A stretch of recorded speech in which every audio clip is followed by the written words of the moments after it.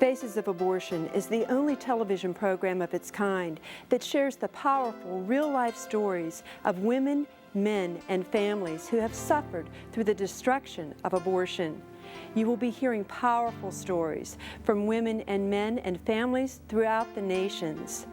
Faces of Abortion touches lives and changes hearts in over 115 nations.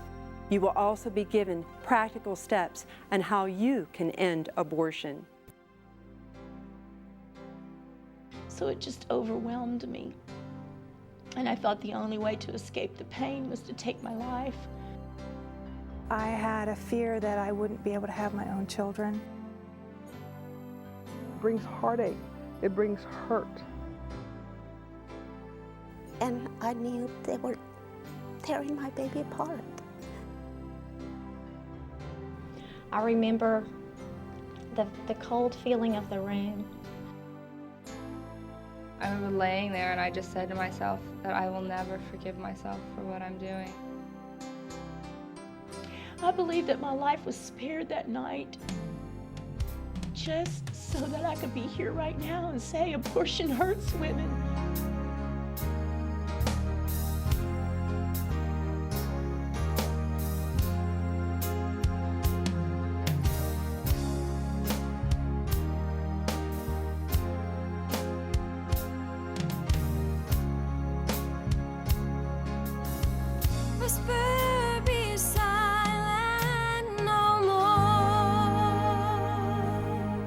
Welcome to Faces of Abortion. I'm your host, Cindy Collins, and I'd like to introduce my co-host, Alan Parker, who is president of the Justice Foundation, and Clayton Trotter, who's general counsel of the Justice Foundation, and our special studio guest, Diane.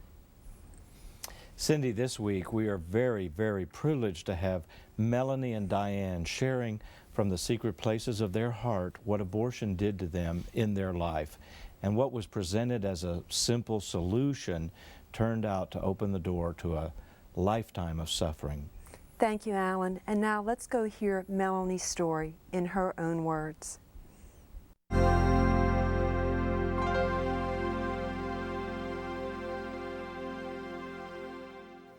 Hi, my name is Melanie.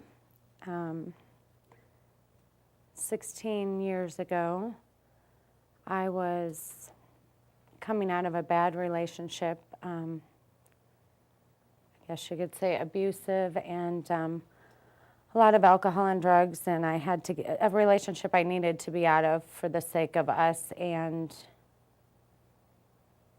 our children. I had 2 babies at the time, 17 months apart, and found out I was pregnant.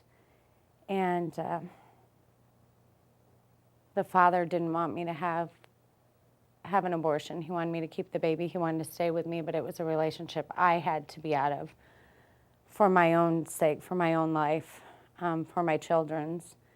And at the time, I had been dating somebody else, so I really, to be honest, didn't know if it was their father's or my new relationship, if it came out of that.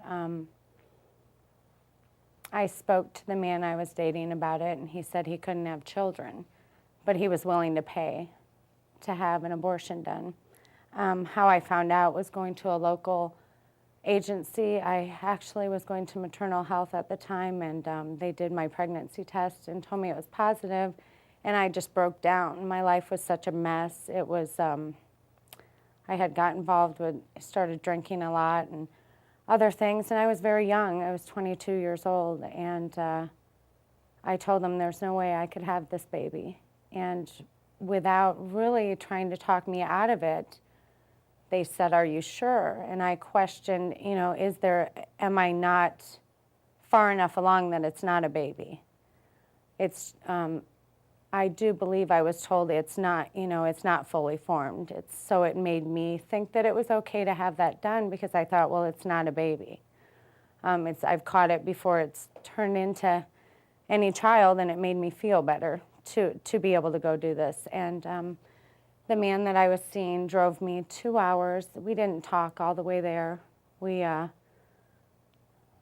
didn't speak at all. I just cried. I cried all the way there, and went inside and had, seems that I didn't wait too long, and I went right inside the room, and I was still crying at that point, and they didn't really talk much. They didn't, you know, are you sure you want to do this? I actually said, I don't know if I can do this, and they said it wouldn't be long, take long, and just relax. And I cried the whole time it was performed. I had suction done, and it was, I can remember the whole thing, and it was hard. There was not a moment, I mean, for 2 hours there, and however long it took to have it, and the little waiting room where there's recovery, they put you right up and take you in and give you some juice and a cookie, and then you're out the door. So I cried all the way home, and I don't believe that I ever spoke to this man again. And from that day on, I just put it away. It was so shameful. I felt so horrible and so almost just bad about myself, filthy. I didn't feel clean. I felt like I did something very horrible, but I decided never to speak about it again. So I buried it for a long time, long time, and like 16 years. And in those 16 years, I drank a lot. I drank all the time and just never allowed myself to let anyone know. I thought it didn't really happen because I never spoke of it. And when thoughts would come up, I'd shake it out, you know, I'd make it go away somehow. And I found the Lord. I had a friend lead me to Jesus, and I felt peace about a lot in my life, but I still hadn't dealt with that because it wasn't real to me, and I still hadn't done it. And I was in church one day, and someone spoke on the groundbreaking about a center that was going up across from Planned Parenthood, an option to, you know, to not have abortions. And I went to it, the groundbreaking, and I was able to cry there and get everything out. And it's been over the last couple years I've been able to actually talk about it and talk to everybody and not be ashamed, and know that God has healed me, and know that Jesus has healed me of that and is setting me free. And it's still a work, and it'll never be gone, you know, the pain, but I know that I'm forgiven.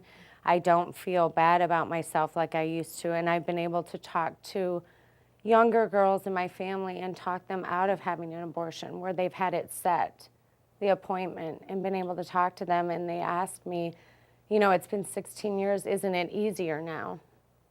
And you forgot about it. And I said, no, it's actually harder because I've been able to deal with it and speak about it. And you wonder, you know, is it a boy or a girl?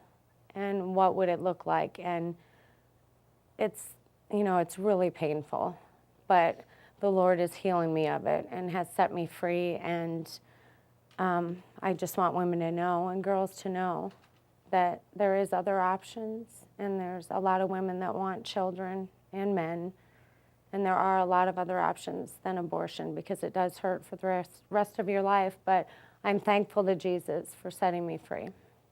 Thank you. We've just heard Melanie's powerful story of her